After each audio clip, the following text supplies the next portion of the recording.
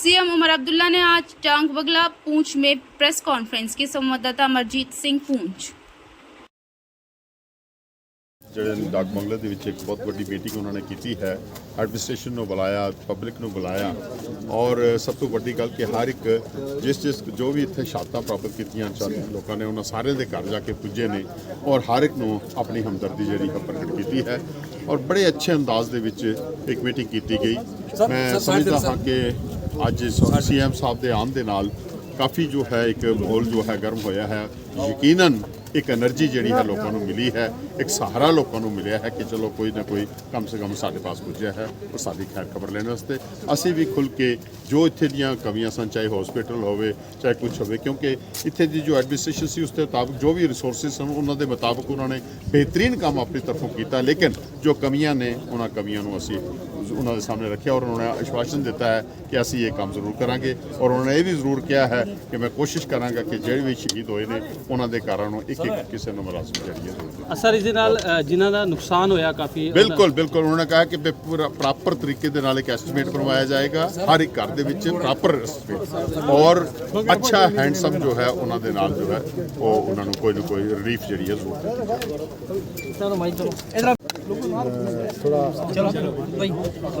जी प्रदीप जी बताएं जो सीएम साहब से मिले हैं। आज हम सीएम साहब से मिले क्योंकि सीएम साहब यहाँ पर पहुँचे, तो मैं सोचता हूँ कि पुंछ जो है ये बैटल ऑफ वार था, क्योंकि सारी लड़ाई जो है वो हिंदुस्तान पूरे की ये पुंछ में लड़ी गई और बिल्कुल ये बॉर्डर पर है पुंछ। सबसे ज़्यादा शलिंग यहाँ पर हुई, सबसे ज़्यादा नुकसान अगर कहीं पर हुआ तो वो पुंछ पर हुआ। अगर 29 लोग यहाँ पर मैं सोचता हूँ शहीद हुए, उसमें से 13 लोग हमारे शहर के लोग हुए, पुंछ के लोग हुए, जो हमारे कॉन्स्टिट्यूंसी के लोग हुए।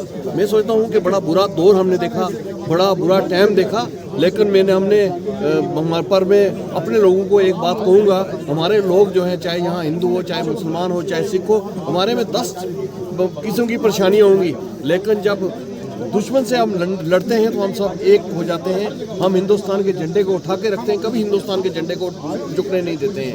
आज हमने यही बात सीएम साहब से कही, हमने कहा कि ये जो लोगों का नुकसान हुआ है, लोगों के मकानों पे गोले गिरे हैं, बहुत से लोगों का डैमेज हो गया है, आप ज़्यादा से ज़्यादा कंपनसेशन दे।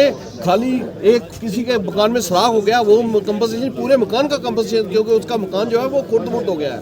दूसरा, जिन घरों में कीमती जाने गई हैं कोई उनकी भरपाई जो है वो नहीं कर सकता है, पर हमने सीएम साहब से मैंने खुद रिक्वेस्ट की, मैंने ये बात रखी कि हर घर में एक SRO 43 के तहत हर परिवार में एक नौकरी दी जाए, चाहे कोई जख्मी हुआ है तो चाहे कोई शहीद हुआ है, क्योंकि जख्मी जो है वो भी किसी काबिल नहीं रहा, किसी का बाजू उड़ गया है, किसी का टांग उड़ गई है, किसी की आंखें उड़ गई हैं, वो चलने के काबिल नहीं रहा। हमने सीएम साहब से पूरी रिक्वेस्ट की। बाकी शहर में जो है यहाँ पर हमने एडमिनिस्ट्रेशन से ये रिक्वेस्ट की कि यहाँ पर जो काफ़ी लोग जो हैं 80% लोग जो हैं जहाँ घर छोड़कर गाँव में आगे पीछे चले गए हैं, उनके घरों की रखवाली कौन करेगा, क्योंकि हालात ऐसे हैं। कुछ लोग ऐसे ही शोशे मारते हैं, कभी कहते हैं को मिलिटेंट आ गया, कभी कुछ आ गया, कभी कुछ आ गया। ऐसे शरारती नासर को भी सीधा किया जाए और ख़ासकर जो पुंछ में सिक्योरिटी का इंतजाम किया जाए। जो बेचारे पहले उजड़ गए हैं, पीछे से ये ना हो कि चोर उनके घर को लूट कर ले जाए, ज़्यादा से ज़्यादा यहाँ पर पुंछ में सिक्योरिटी की जाए। ये सब बातें मैंने सीएम साहब से की।